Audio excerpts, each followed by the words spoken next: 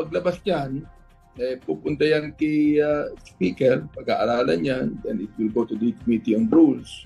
Pag-aaralan uli yan, it will go to the Committee on Justice. May debate pa yan. In reality, wala na 10 session days is actually too short for that.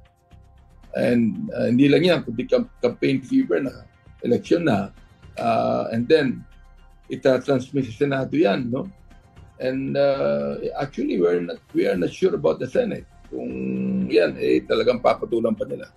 Sa akin, I think that some of them are actually quite cold. No? This impeachment proceeding. In fact, yung ibang nakakausap ko, they were asking me kung kinausap na ako. Sabi ko, hindi pa.